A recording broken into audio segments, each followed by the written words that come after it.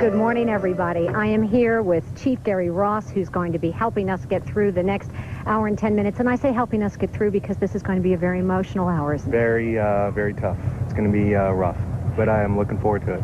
It appears that, as usual, the Navy is right on schedule. The Chief of Naval Operations has just arrived. This is scheduled to begin promptly at 10.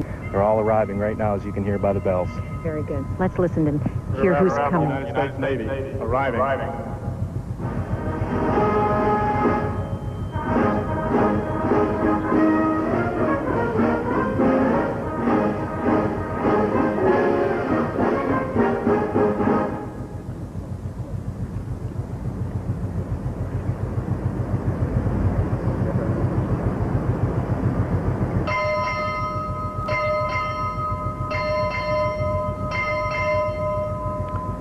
Naval Air Force Atlantic Fleet, arriving.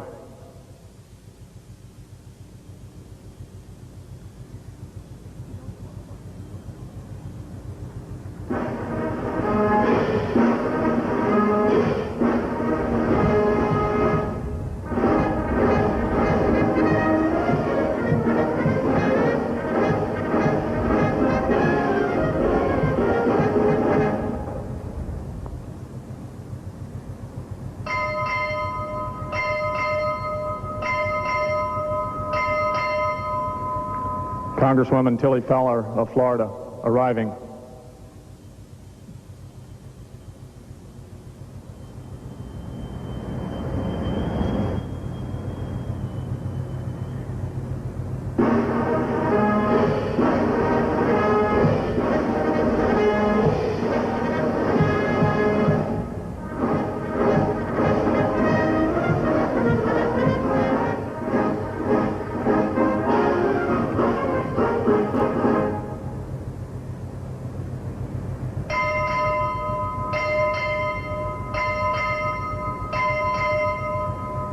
Naval Operations, arriving.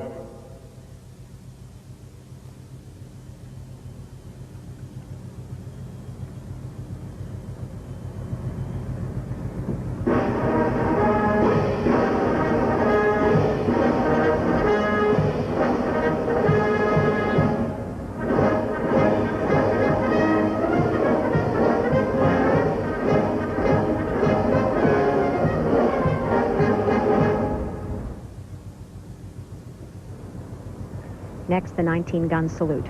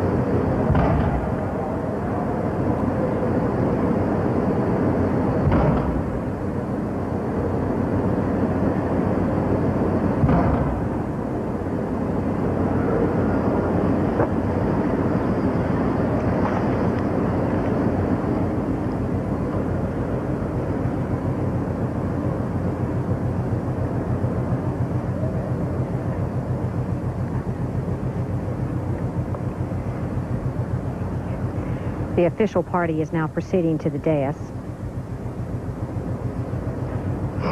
Chief Ross, tell us a little bit about the man who is officially the MC of the decommissioning ceremony. The MC of today's ceremony is Captain Jim Cannon. He's the Saratoga's navigator. and he just attained the rank of captain in June, and he will be giving all the orders for the men to decrew the ship, and also for all the different orders for how the ceremony will run. There's also a significance to the woman who will sing our national anthem. That's true. It's Dorothy Smith, and she is the wife of Saratoga's Command Master Chief. He is our senior enlisted on board Saratoga, and it's Master Chief Smith's wife. So what we're about to see after the VIPs have mounted the dais is there will be a parade of colors, and then Mrs. Paul Smith, Dorothy Smith, will sing the national anthem.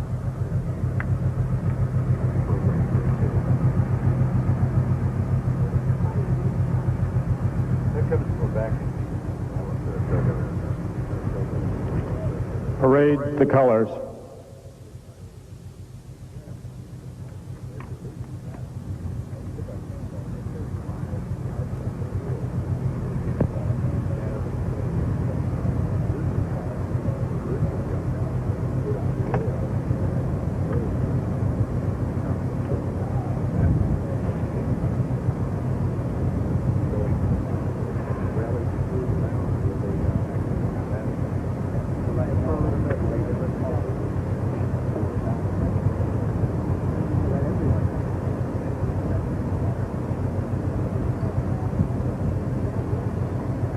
As I mentioned, there are 5,000 folding chairs here for the invited guests. Actually, the general public had an opportunity to come if they would have requested an invitation. That's how all the invitations were awarded. Isn't that correct, Chief Ross, that you had to write to the Sarah? Correct. That all started back in December and January of this past year, and what happened was all you have to do was write the ship, and we had a decommissioning ceremony coordinator, and he would reply with the general admission pass, and that's all it would have taken to get into the ceremony today. So these people are certainly the family members of the current crew members, the last crew of the Saratoga. As we mentioned, the plank owners, probably the group, the largest single year of retirees who were here from 1957 from that maiden cruise. And who else is in this audience today? Well, besides them, we've got a lot of flag officers. We've got both active duty admirals here today, and also some retired flag officers. And 19 of the 30 commanding officers of Saratoga are here today. 19 of the current commanding officers out of 30 that have served on Sarah. Early life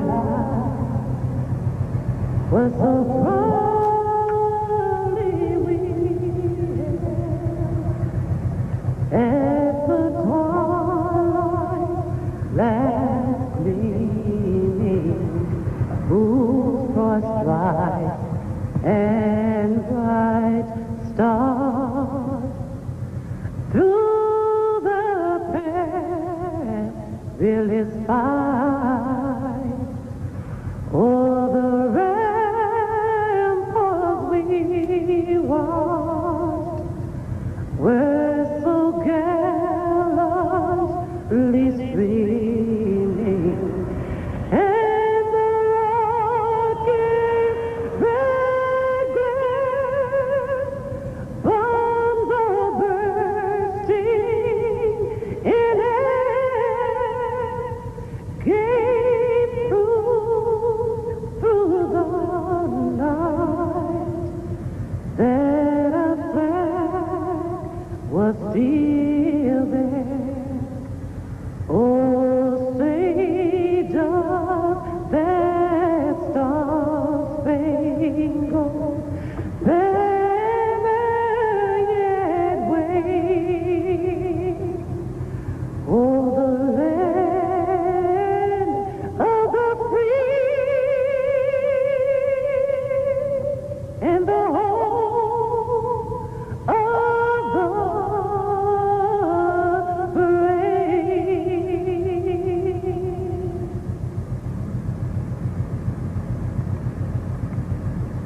Post the colors.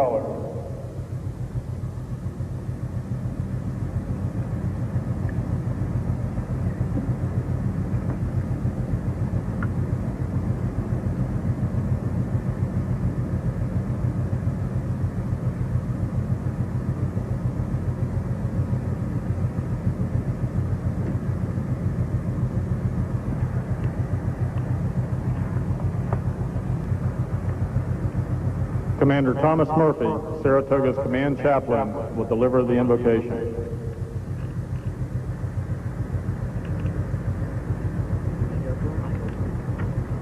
Let us pray. Eternal Father, strong to save, we ask your blessing on us as we prepare to decommission this United States ship, Saratoga. We give thanks for your loving protection for 38 years in preserving her from the dangers of the sea and the violence of enemies. Help us now to celebrate her distinguished service to preserve liberty and freedom. Help us now to be thankful for those who have served in her with courage, dedication, and honor. Finally, help us to be reminded of your concern for mankind and for the dignity of life this nation and this ship have been dedicated to preserve. In your most holy name, we offer this prayer. Amen. Will the guests please be seated? Saratoga, parade, rest. Ladies and gentlemen, Commanding Officer, USS Saratoga, Captain Bill Kennedy.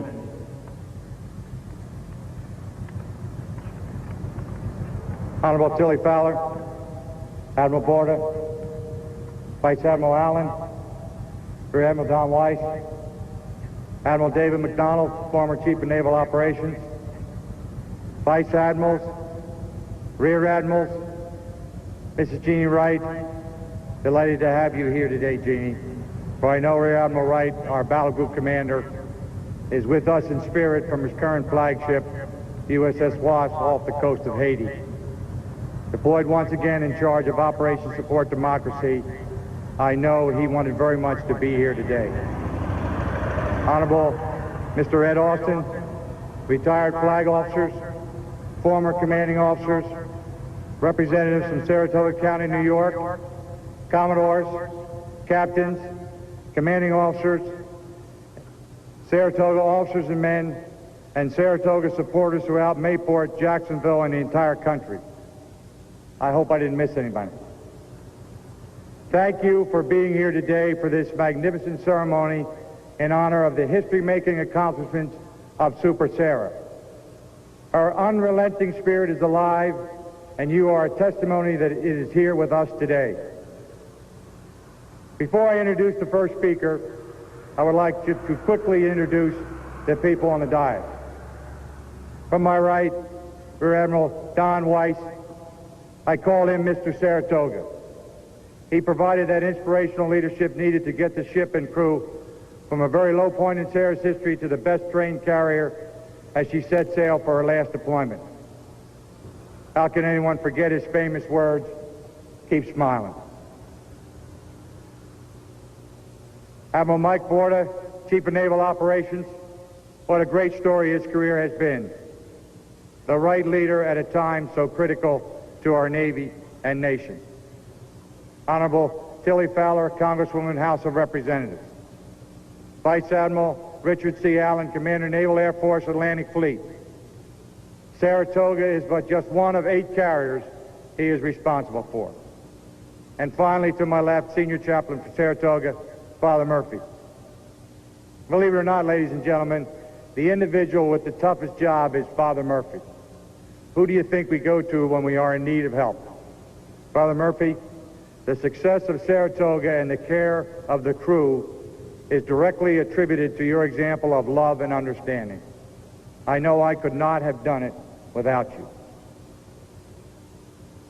It is now my distinct honor to introduce Honorable Tilly Fowler, a true supporter of Saratoga and the Navy.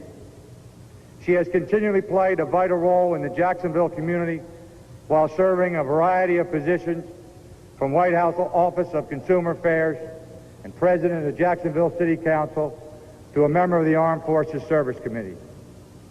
A strong advocate of national defense, a natural leader who gets things done, she is a firm believer in returning Congress to the people. We of Saratoga owe her a special gratitude for the heartfelt, sincere remarks made to the Congressional Record June 21st, 1994, when special recognition was given to the accomplishments of Saratoga, her 38 years of outstanding performance in defense of our great nation, and in particular to Super Sarah's last deployment. It is extremely refreshing and comforting to know we have such great leadership in Washington who understands and appreciates what we do and what our outstanding sailors sacrifice for their country. It gives me great pleasure to present to you Congresswoman Tilly Fowler.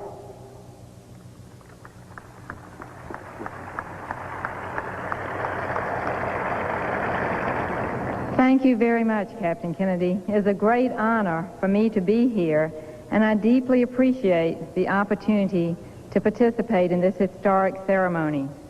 On behalf of our community, I want to also welcome all of our honored guests, and especially our Chief of Naval Operations, Admiral Mike Border. Without him, I would not be here today. And the many other members of the Saratoga crews, past and present, who are able to be with us today. Since the earliest days of our republic and the days of the great wooden sailing ships, Americans have had a deep and abiding affection for their Navy. And that affection is felt very strongly by all of us here in North Florida. We have always had a special relationship with the Navy, and we feel a great deal of pride in the ships and crews with whom we share our home. Because of that special relationship, this is a bittersweet day for us all. We are sad because today we will see the decommissioning of this great ship, our nation's oldest active-duty aircraft carrier, and a part of our lives for so long. But we are also filled with gratitude and with pride in the Sarah and her crew and the devotion they have shown in serving our nation and protecting our shores. The Sarah has inspired all of us, as she has inspired others around the globe. She has fought bravely against our enemies. She has brought aid and comfort to our friends. She has played host to presidents and nurtured the careers of many future leaders. She has witnessed great conflict and great courage. And for many of us, she has simply always been there during one of the longest carrier-home-port relationships in the Navy. So we will see her decommissioned with a few tears today. But as we bid farewell, we will also remember with great affection and respect the important role she has played for the last 38 years in the defense of our country and in our lives. We will remember our many friends who served aboard her.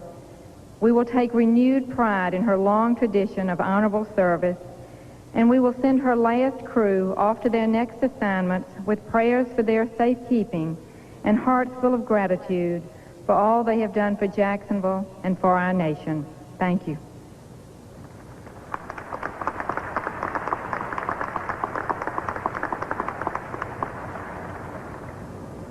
Ladies and gentlemen, Rear Admiral Donald A. Weiss.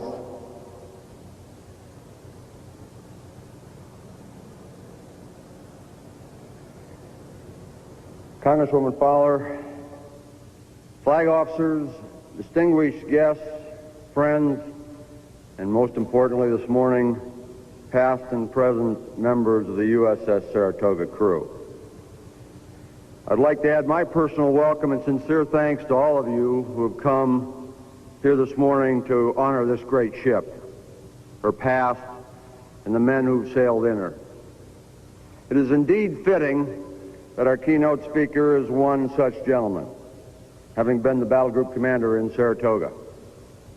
Admiral Border's distinguished career is outlined in your program, so I will refrain from simply restating what is already written. Those of us who have sailed in Saratoga are acutely aware that the success of a ship so large lies in the dedication and performance of the young sailors who make up the crew. Think about what you've read in the newspaper over the last several weeks, especially about those young 18, 19, 20-year-olds across the country. It's not always a pretty picture. However, the performance of this same age group at sea is certainly a Navy success story. And Admiral Borda, by design, has had an extremely positive impact on the self-esteem those young sailors feel. Yes, he did work his way through those ranks, but he's kept the awareness focused on this group's contribution, their hardships, and their peculiar needs. He is indeed their biggest supporter.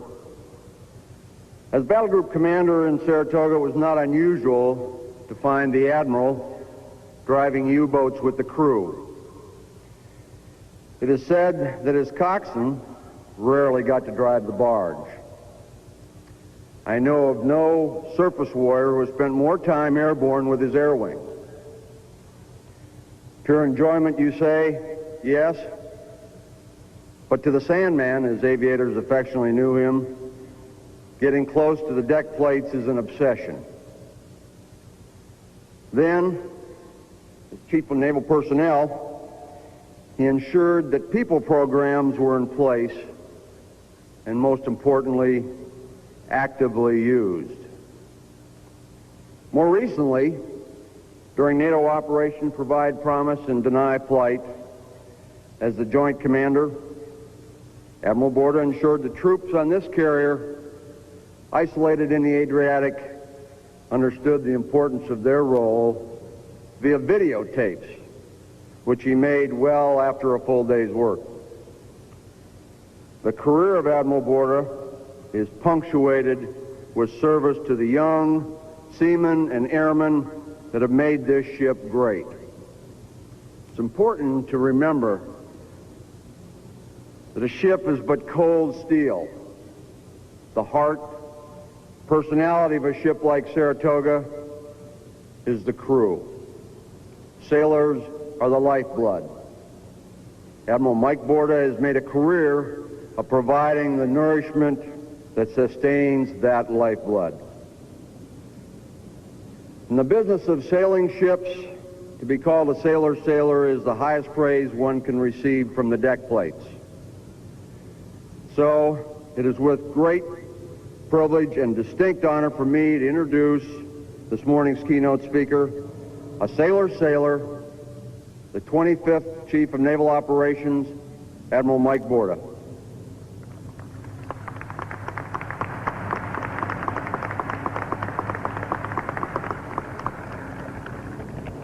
Good morning, Captain Kennedy, crew of the Saratoga, Representative Fowler, Don, Sweet Pea, skippers, and today, whether you ended up as an admiral or a captain, I think if you were a former skipper of Saratoga, you're thinking about those days now, not others. As we flew down here this morning, I spent a lot of time thinking about what I might say as we bid farewell, not only to an important ship, but also an important era in naval history and in the history of naval aviation. Oh yes, I had a speech all prepared, and it was a great speech.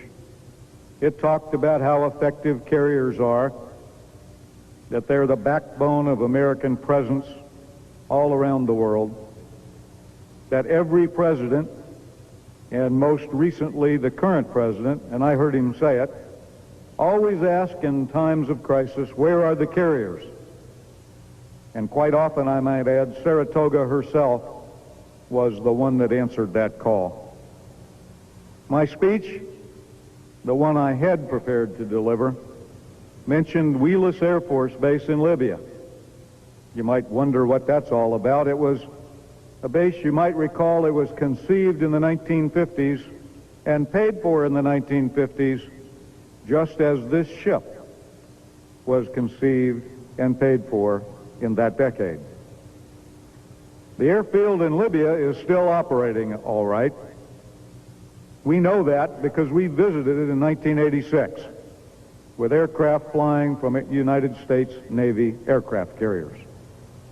Saratoga, on the other hand, has sent her aviators and their aircraft to the skies over Vietnam, the waters of the Gulf of Sidra, the dangerous airspace of the Middle East, the deadly skies over Bosnia, where the war still rages on.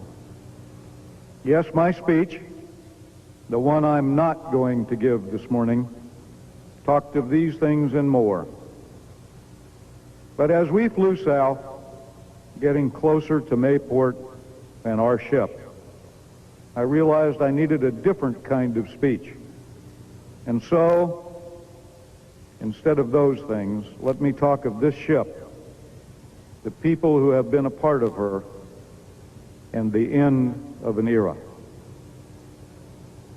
Our Super Sarah was born in New York in 1952, when she was laid down.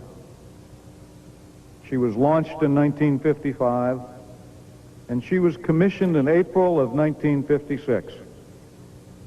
3 short months after a young seaman recruit named Mike Porta came in our Navy. Over the years, she has been watched after, commanded, and loved by several men, many of whom are with us today and will be recognized individually by the skipper when he speaks. But for right now, would the former commanding officers of our ship please stand and be recognized?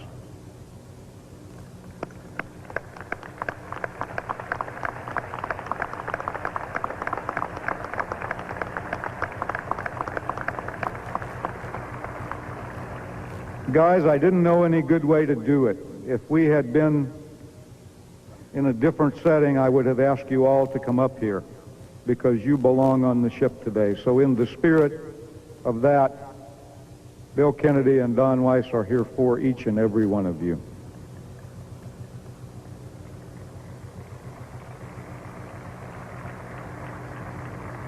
Last weekend, I attended the commissioning of a new ship. At just the right moment, the sponsor, happened to be my wife, said in an emotion-filled voice, she almost didn't get through it, but she said, "Bring our ship to life." At that moment, hundreds of crew members ran to the ship, came aboard, and manned the rail, just the way they're doing today. It was a special time,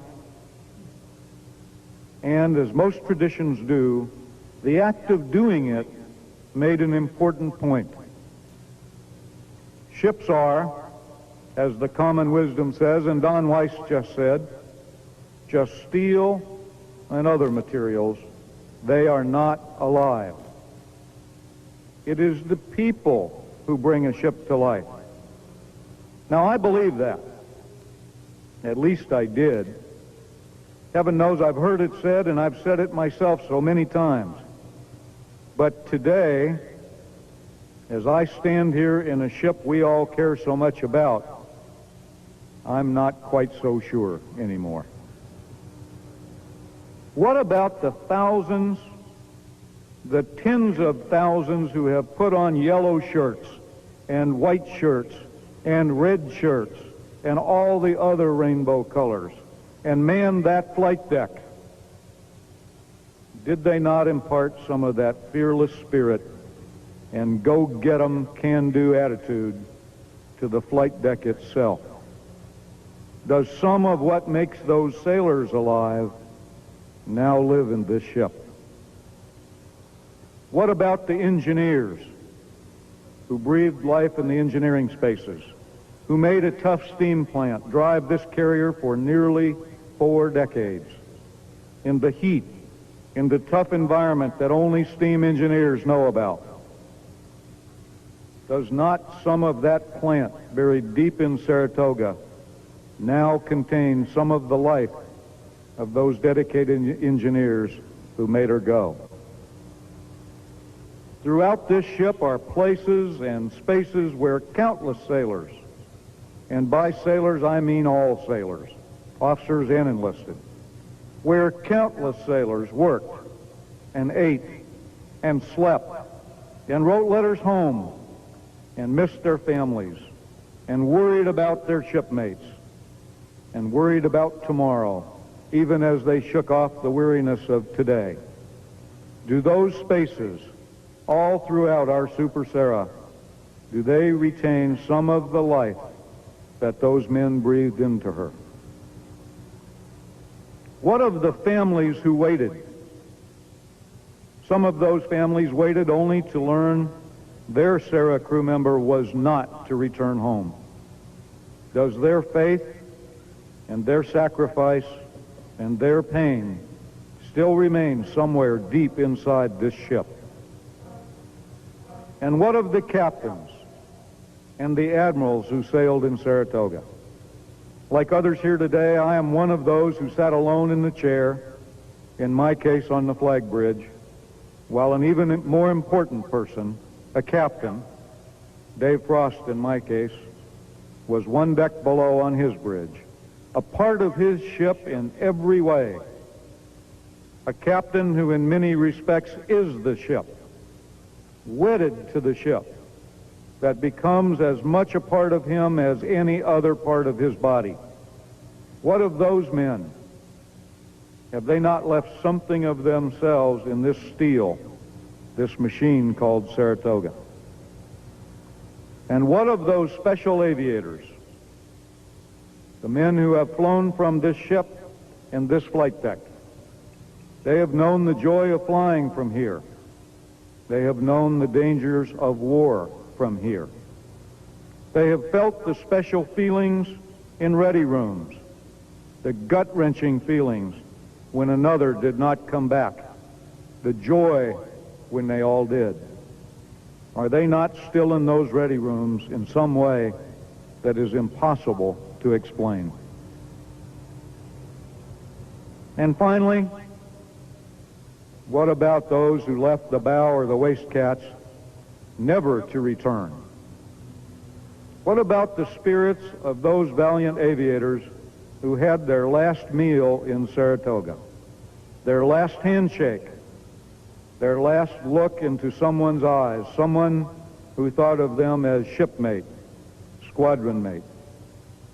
Aviators whose last step on this earth was a step from this flight deck into eternity. What of them? Does a part of them still live in this ship? I think it does. I think I know the answer to all of those questions, and the answer to each and every one of them is yes. This ship is alive, just as all who have served in it are alive, either in reality, such as those of us who are here today, or in spirit and in memory, as those who have served but serve no more. Saratoga is Super Sarah. We, all of us, have made her more than a ship. She is a part of us, and we are a part of her. So, just as when a person is finished, and their time on this earth is no more, Sarah will live on in our memories, but there is more. She will live on in our history.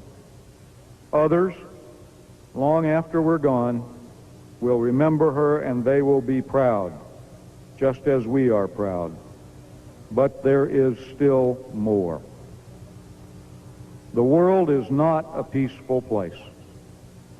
Oh, we all wish it could be, but it is not. There are wars today, and I am sorry to say there will be wars in the future. Our Navy, God willing, a strong Navy, will be part of them. And there will be aircraft carriers, and there will be sailors manning them.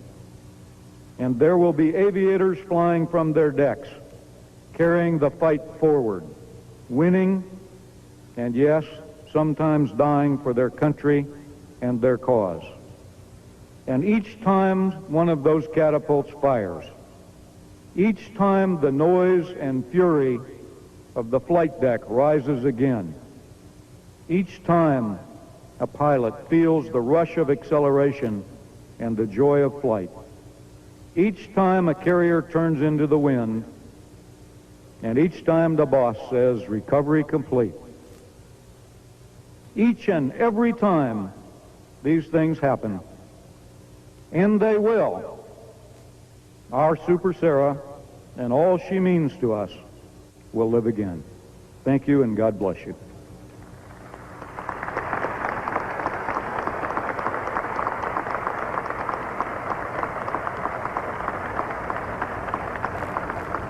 Captain Kennedy, would you join me at the podium, please? Would you please read the citation? The President of the United States takes pleasure in presenting the Legion of Merit to Captain William H. Kennedy for service set forth in the following citation. For exceptionally meritorious conduct in the performance of outstanding service while serving as commanding officer USS Saratoga from February to August 1994. Immediately assuming command following the sudden loss of Saratoga's commanding officer, Captain Kennedy's breadth of carrier experience and strength of character provided Saratoga and the embarked air wing with the critical inspirational leadership required during extraordinary trying times of great importance to national interest and multinational peacekeeping efforts in the former Republic of Yugoslavia.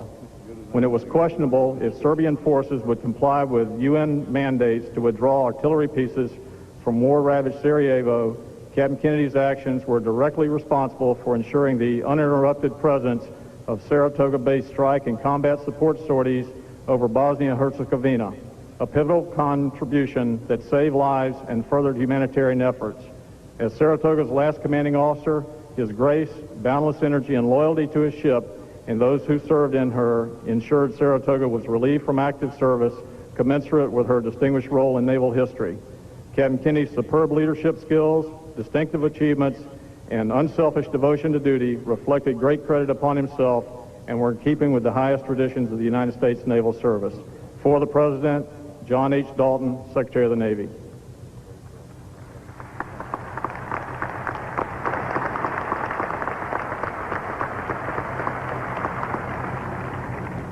Ladies and gentlemen, Commanding Officer, USS Saratoga, Captain Bill Kennedy.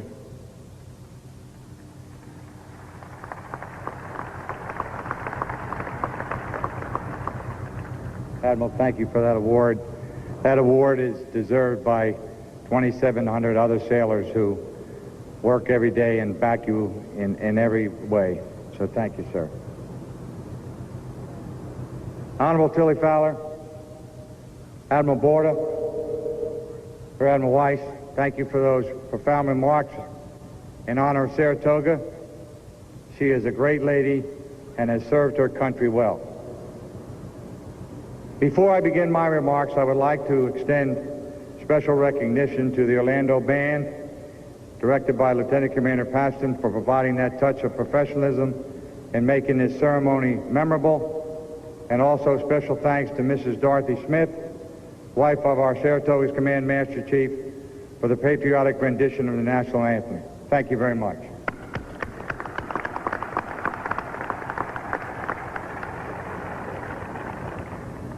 I will not bore you with the litany of so many who made this day possible, but I would like to pay special tribute to the officers and crew of Saratoga who worked so hard and devoted countless hours of their time in an effort to orchestrate this time-honored ceremony. Hard work, personal sacrifice, doing things right with style. Where do we get such caliber of men? They are truly the world's greatest. Can anyone, thank you, can anyone in just a few short minutes adequately capture the history, the purpose, the energy, the true spirit of Super Sarah? It would be like trying to put into words the heartfelt sadness and loneliness endured in the hugs and kisses and handshakes when a crew departs on a long 6-month deployment, or the excitement and nervous anticipation in returning home to our loved ones after completing our mission. Can one really do justice to the tears of sacrifice or the uninhibited smiles? The task before me seems insurmountable and emotionally overwhelming. Life is like a never-ending circle of discovery. With each new beautiful day of our life, we can come closer to knowing the person we are and why we are here. And so it is with the relentless spirit of Saratoga that for 38 years provided a meaning of life and a purpose that enriched the lives of so many. Key to the successes and remarkable legends of Saratoga is its unremitting leadership, her commanding officers, who over the years took on the awesome responsibility for the safety and care of thousands of young men. Admiral Arleigh Burke wrote, "Leadership is understanding people and involving them to help you do a job. That tasks all of the good characteristics like integrity, dedication of purpose, selflessness, knowledge, skill, implacability, as well as a determination not to accept failure." Today, we are extremely fortunate to have in our audience 19 former commanding officers that I would like to introduce to you. I am sure their names will be familiar to many and will bring back special and fond memories. Some may appear just a little bit older, but I promise you their zest for life remains as strong as ever. And I ask you please to hold your applause till after I introduce all of them.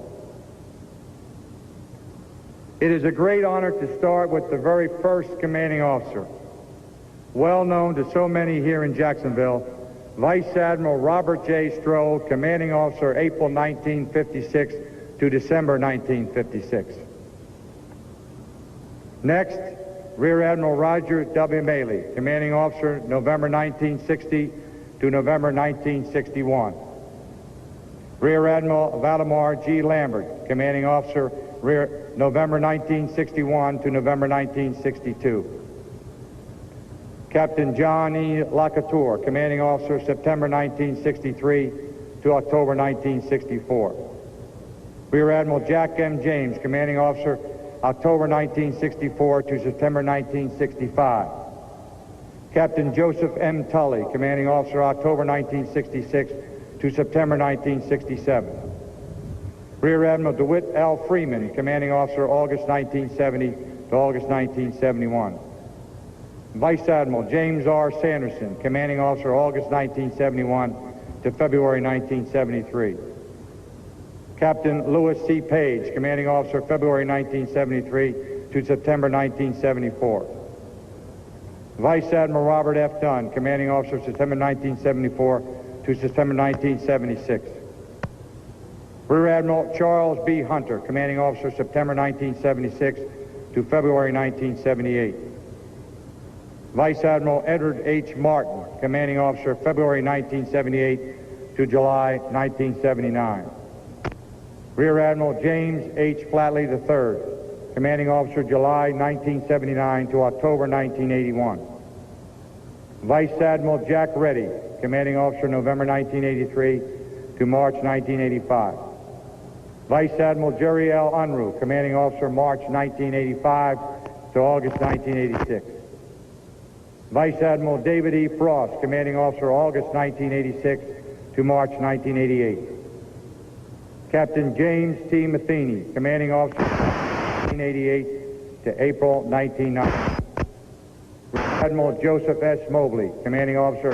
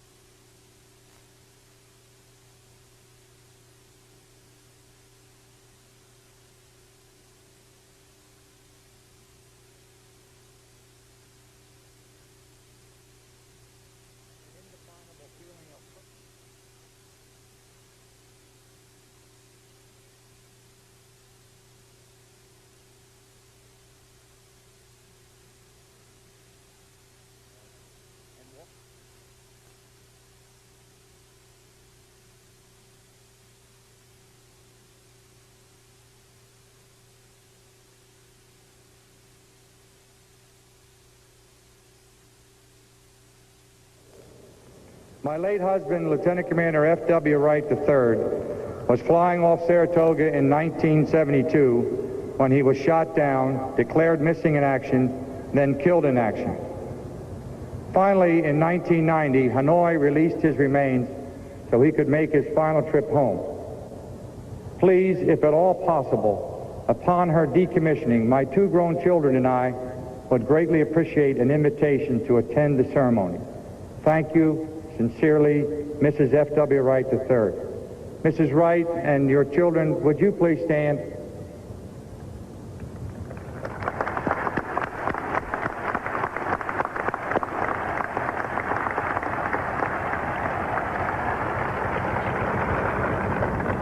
The second letter is part of a letter that was sent to the parents of Lieutenant Scott Bubick, who was killed in an aircraft accident while operating in the Adriatic Sea during the Deny Flight and Provide Promise operation in April of this year. No one can fully understand the burden of grief at the loss of a son or a daughter that parents must endure unless they experience it themselves. We can only try to imagine the unbelievable hurt and void that all of a sudden becomes a reality in our lives. Scott was an inspiration to us all, a superb naval aviator, the epitome of a naval officer, and an exemplary gentleman whose infectious enthusiasm affected everyone who had the pleasure to know him. He was a friend to all and definitely very special. Why God challenges us and calls someone to be with him much sooner than anyone planned will always be a mystery and certainly a test to our faith. As a naval aviator, I know the thrill and challenge of carrier aviation, a profession unique and unlike no other, but also inherently dangerous. We treasure the squadron life and mourn greatly the loss of one of the best. The loss of your son has made this ship and air wing team realize how fragile life can be and more determined than ever to meet our tasking professionally and safely. Scott did not die in vain.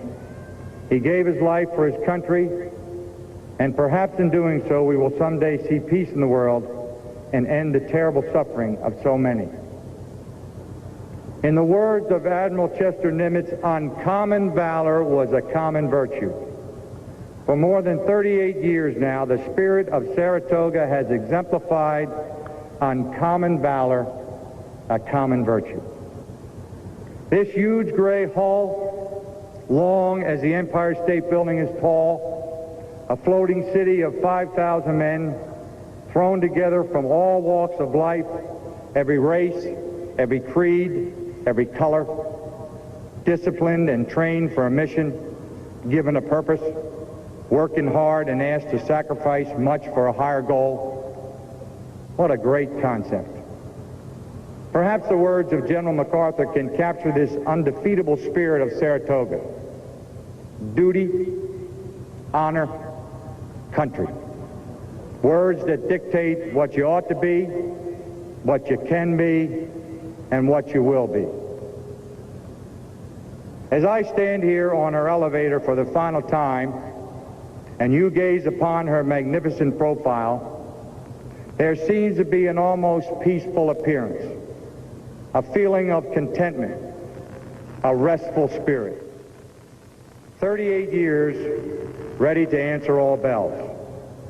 At times when I stand on the pier and look up at this grand old lady, there is almost a lifelike sense about her, sort of a proud warrior who has come home to retire, knowing full well we did it, mission accomplished. I'm sure that the many commanding officers before me, as they approach the end of their tour, walked the decks of Saratoga, knowing full well it soon would be their last time. Someone else will be taking their place and carrying the Saratoga spirit on to brighter and new horizons. I too walked the decks of Saratoga knowing the final end was near. An early riser, I routinely toured the ship long before reveille. It is amazing the ability to sense a ship while most of its crew rests, and the morning watch, well ahead of the day's schedule, is keeping the ship safe and operating smoothly. From the bridge to the flight deck, from the O3 level to the hangar deck, down to the second deck to Damage Control Central, and to one of the main engineering spaces. The entire walk normally takes about 45 minutes, depending on what you saw or who you spoke to on watch. My last walk on Sarah at sea was a private one, and I did not say much to any of the crew except an acknowledgement by a nod of the head or a good morning, as someone would call out, "Hello, Skipper." We all knew the end was finally near, and although there was a tremendous feeling of accomplishment, there was a hidden awareness that something was different. I wanted to just listen for the last time to Super Sarah. The huge screws turning, the boilers burning bright, the steam and vacuum pressure steady, the engineering officer of the watch directing the main spaces, make preps to light fires in 4 Bravo boiler, bring number 2 evaporator on the line. Up on the second deck, the aft galley is preparing breakfast. You can hear the sizzling of bacon, the thousands of eggs being scrambled, and the smell of fresh baked bread. In the hangar bays, aircraft move continuously through the night. Take 102, 503, 601 to the roof. Put aircraft 405 on jacks for a gear check.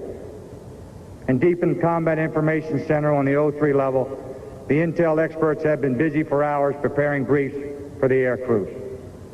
And up on the flight deck, aircraft moves continually into the early dawn and always the constant wind. Another night of 35 plus knots with 100 plus sortie day on the schedule. Catapult checks and no-load shots have already begun. The ship shakes after each shot. The aircraft handler works magic once again with hundreds of moves of the 45 plus aircraft on deck to make ready for the first launch. Voices shout, direction, whistles blow, aircraft are chocked, tie-down chains are set. A kaleidoscopic choreography of young men unlike no other in the world. As I return to the bridge, I am greeted by the greatest 4 words in the Navy. Captain's on the bridge. I receive a status report from the officer of the deck. Good morning, Captain. Ensign Suber has the con, 6 boilers on the line. All 8 SSTGs are up and operating. All 4 catapults are ready. No surface contacts of interest. We are in our assigned area. First launch in about an hour. And you look out the bridge window, and you see the dawn coming into view, and the sun creeping over the crisp horizon. It's going to be a great Navy day.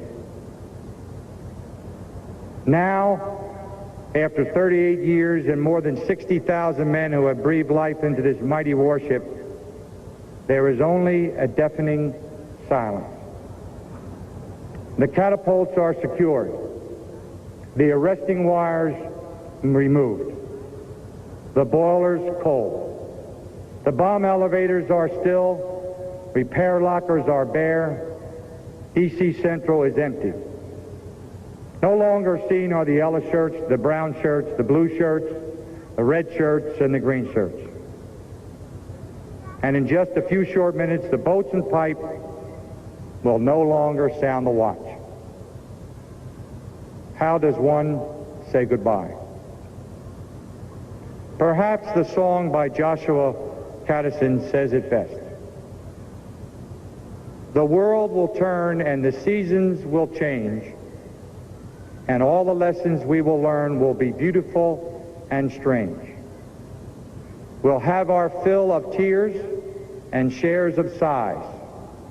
My one and only prayer is that you realize you'll always be beautiful in my eyes. Saratoga, Super Sarah, you will always be beautiful in my eyes. I am ready to decommission the USS Saratoga. Vice Admiral Richard C. Allen, Commander, Naval Air Force, United States Atlantic Fleet. I got it.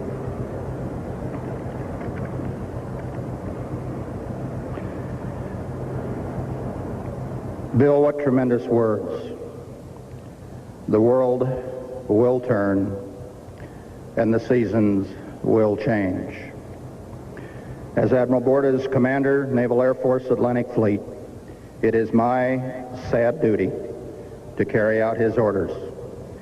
Captain Kennedy, decommission USS Saratoga. Aye, sir. Adjutant, march off the crew, haul down the pennants and colors, secure the watch. Aye, sir. Also the deck, haul down the pennants, jack and ensign, secure the watch. Saratoga, attend hut, inboard face, march off.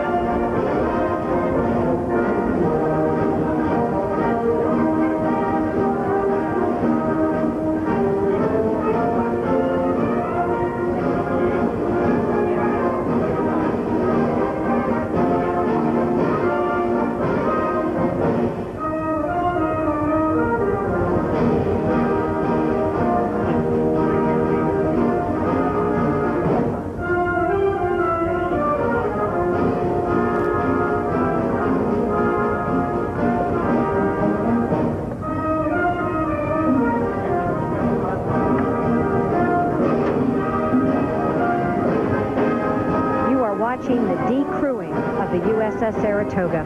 This is the ceremonial lifeblood of the ship, actually the ceremony when the lifeblood of the ship leaves. The crew is what brings the carrier to life. That's it. What you're watching here is called the decrewing.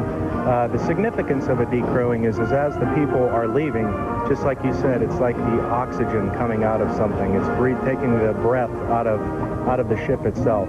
It's just part of the old tradition, part of the ceremonial thing. It takes about 9.5 minutes to get all these men off the flight deck. So it'll be quite some time here. In just a few minutes, you'll hear the adjutant, Captain Cannon, will read the significance of what a decrewing is and what a commissioning and decommissioning is all about. And that's coming up in just a few minutes. Now, when we heard Captain Kennedy say, march off the crew, haul down the pennants, colors, and secure the watch, the pennants we're referring to is really the commissioning pennant, which was so high on that mast it wasn't visible, but we do have a picture of that we were able to take before today's ceremony. Tell us the significance of the commissioning pennant. The commissioning pennant dates back years and years, way back into the 1800s. It's actually a coach whip that measures right about 5 or 6 feet long, and it's got a tethered end on it that's kind of split like a V, almost like a snake's tongue. And as it flies through the air when it's flying up on the main mast, it gets torn up and all tattered and whatnot. And it's used when we have a flag officer embarked to signify that he's on board. That an admiral is on board. Correct. Now there's also the ship's spyglass, which will be retired, of course, today, and I guess that will go to the Navy Archives? That will go to the Navy Archives, and right now our National Archives are up in Washington, D.C. Now there obviously is a chance that if, and of course I have to say if the ship becomes a museum here in Jacksonville, there's a very good chance that it may be held on board the ship. There's a great story to the ship's wheel. Kind of almost an embarrassing, but fortunately it was saved from embarrassment. Somebody actually took off with the wheel? Somebody actually took the wheel and made fast tracks with it. But we were fortunate enough to recover the wheel. It was given back to us, and it's in our possession now, and will go also to the National Archives. As we mentioned earlier, these 5,000 people who are here today really represent people with a connection to the Saratoga, but I've also noticed we have a couple of Boy Scout troops, and so it is an opportunity for people who may not have a Navy history in their family, if they thought in time to write and ask to come, to really witness a great moment in Navy history. Right. When you think about the Boy Scouts and the Girl Scouts and the Cub Scouts and such, they're based on patriotism. I used to be a Boy Scout in the Weeblo, and I know what it's like to be patriotic and love of your country. And this certainly is a good way for these young men to come out here and show their love and their patriotism for the United States. Very moving speeches today, and I know that Captain Kennedy's speech, you were able to give us the text of that in advance, and I think it's very significant that we had to wait until today to find out what our keynote speaker was saying. He just couldn't put those thoughts on paper until he was almost here. Well, the way Admiral Borda put it, as he said before he started his speech, is it seemed like he changed it on the way here, that he had a speech all ready to go, and then as he was flying down and getting closer to the ceremony, he started thinking about the time on board, and he changed it. So it's probably better that we didn't get it in advance, because he ended up changing it a little bit anyway. Well, and it as much as you want to say this is just really a hunk of metal, for the men who have served on this ship, it has always had life. It has always had life. Just like I like to say, the young men is what makes a ship. It's those kids that still a little wet behind the ears, get on board, learn how to be men, and they make that ship. I've had many retirees over the years tell me about their experiences, and they all say, you know, I was just a baby-faced kid, you know. I've gained 70 pounds since I wore that uniform. And many of them, I noticed that so many of the former commanding officers, of course, are now civilians. They're in their civilian clothes today. Yes, what it is a lot of them, they obviously have the option to wear the uniform, but they feel like they've been in the civilian world a little bit longer, and they just want to come and just witness it, to kind of take a back seat. It's quite a ceremony for these gentlemen. I think one fellow said to me yesterday, a young fellow, you know, he's on his first cruise, and he said, you know, after tomorrow I get off the ship and I go to shore duty. That's what I'm looking forward to. It'll be many, many years from now when he will look back and say, my goodness, I was part of that. He'll open up that photo book about 10, 15 years from now, and he'll have maybe a 4, 5, 6-year-old kid, and then all of a sudden, it's going to hit him. And then he's going to realize how important it was for him to be a crew member aboard this great ship. There's a Saratoga Association, and I've had the great pleasure of being affiliated with this organization over the last several months. And for many of these men, they hadn't really been in the Navy for 30 years. They hadn't thought much about it, and then something triggers a contact, and they get together with these men. Sometimes they serve decades apart, but they share that common bond of life at sea that you just can't understand unless you've been there. Besides the common bond at sea, you know, as far as the Saratoga is concerned and what we feel as crew members aboard the ship, I think the city of Jacksonville plays a big part in our morale and in how we feel. There's nothing beats coming in off a deployment or coming in from sea. Not only seeing your family, but seeing these people in Jacksonville who really might not have an affiliation with the Navy, but they're out there to see that ship and to see that crew, and that touches you. Coming in through those jetties, nothing like it, is there? Like it chills up the back. It's a beautiful day, too. Just what you were hoping for, nice and sunny. Absolutely. What will we witness now after the ship is decrewed, after the last man hits terra firma?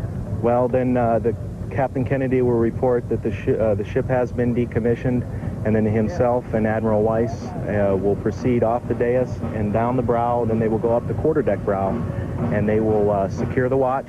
They will sign, Captain Kennedy will sign the logbook for one last time. He will receive the logbook, and Admiral Weiss will receive the spyglass, and then one last salute to the Saratoga, and they will march off back to the dais.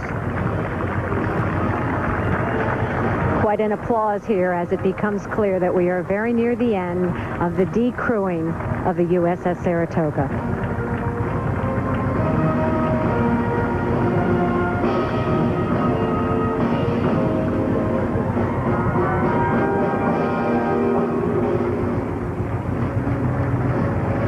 The commissioning pennant, when hoisted to the mainmast, symbolizes the moment when the life of a ship begins.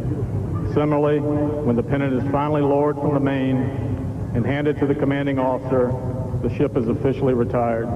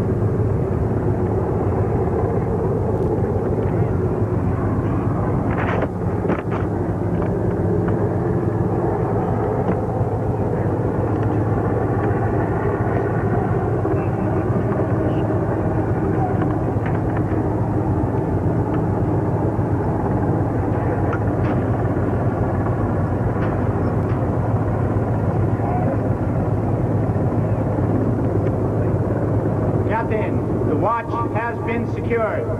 Very well.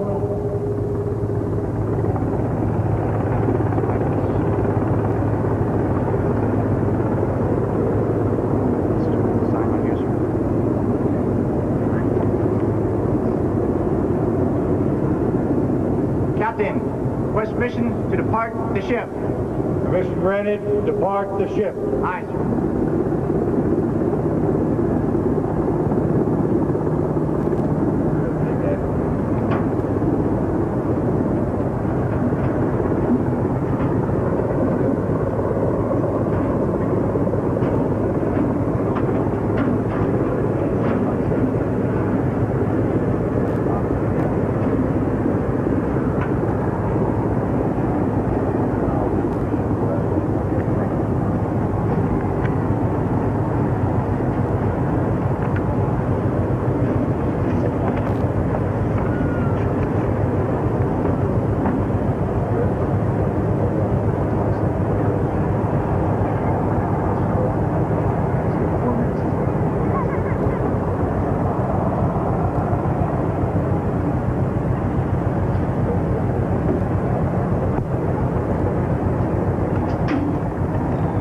Ladies and gentlemen, from your left, a formation of aircraft from Carrier Wing 17, led by Commander Mark Ziegler of Fighter Attack Squadron 83, will fly over in a final air wing salute to USS Saratoga.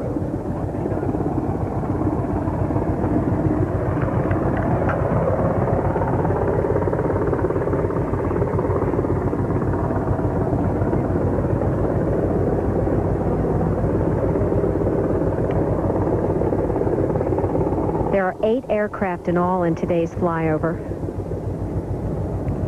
It's a thrill for these pilots since they came back from their final deployment. They haven't had any money in the budget to fly.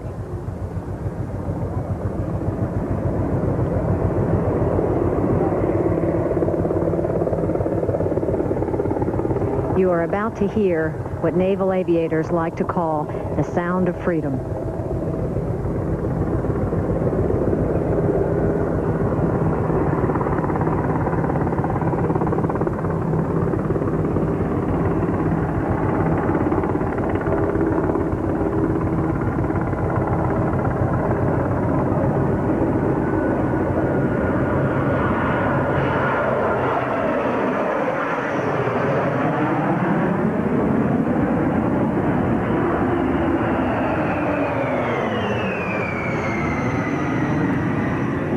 You are looking at F-18s and S-3 Vikings.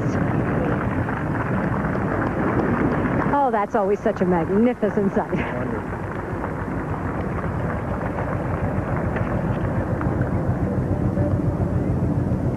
Saratoga, attend hut.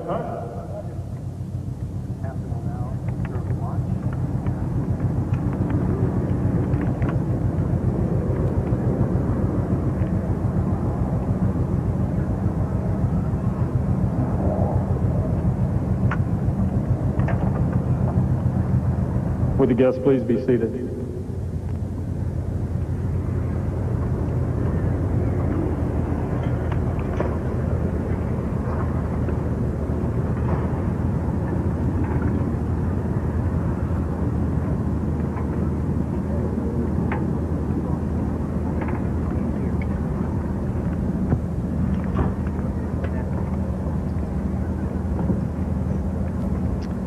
The Command Master Chief, Master Chief Petty Officer Smith, will now present the commissioning pennant and colors to the commanding officer.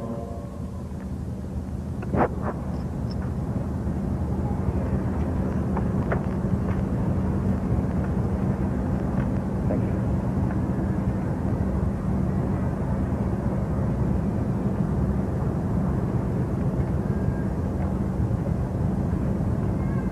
Admiral Allen, the crew has been marched off. The pennant and colors have been hauled down. The watch is secured. USS Saratoga is decommissioned. I am ready to be relieved. Captain, you are relieved. Very well. Godspeed. Thank you, sir. Will the guests please rise?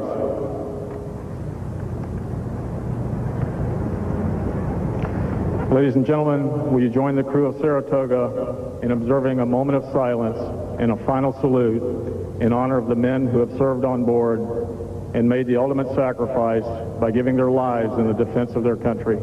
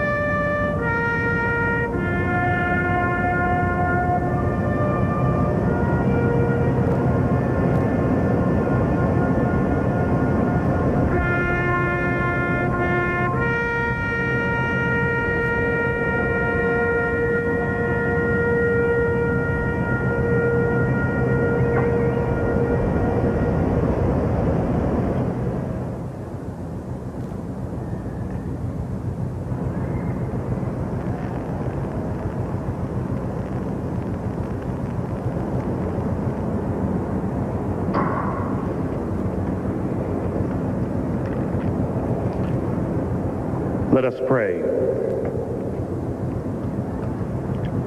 O gracious God, as we conclude our farewell to this magnificent haze gray Lady of the Sea, we ask for your continued blessings.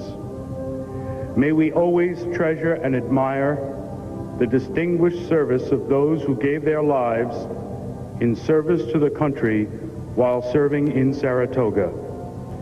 Give them eternal rest and peace.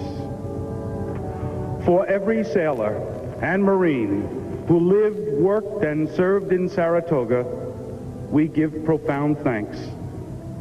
May we all preserve the fond memories of the lady who brought us growth, an enriched life of duty, and the exhilarating experience of service at sea. As we depart now, let us rejoice and continue our lives and our service commitment with similar dedication. Grant our leaders your wisdom, peace to our world, and your continued presence and love in our lives. Amen. Retire the colors.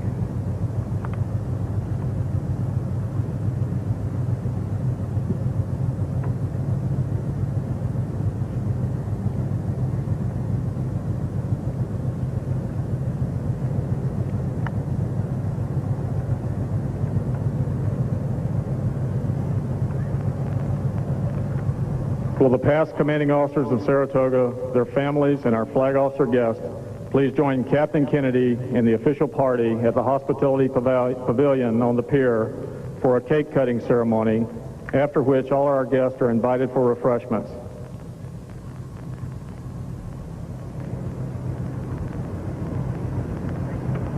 Okay,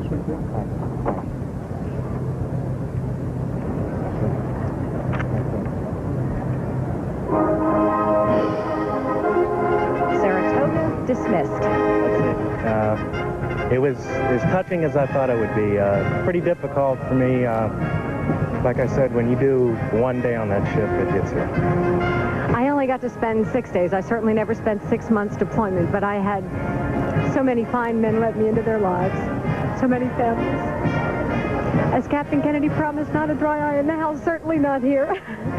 Chief Ross, you've been wonderful to share your experience. Chief Ross, I should tell you, literally wrote the book on decommissioning. He was responsible for this beautiful program that gives much of the history of this fine ship. Of course, USS Saratoga is the 6th ship to take the Saratoga name, named after a Revolutionary War battle. And there is some question as to whether any other ship will be named Saratoga. That's true. You never know. We may go 2-3 years, and it would be nice. It certainly would be. Certainly a lot of history there would warrant it, wouldn't it? We do appreciate you being with us and to witness this part of history. Saratoga's been with us for 38 years, and we're so proud of her. We're going to return you to regular programming now. Be sure to stay tuned to our coverage on Eyewitness News at 6 tonight, and in our special report at 7 o'clock, Sarah sails on. For all of us at Eyewitness News, I'm Deborah Gianolis. Good day.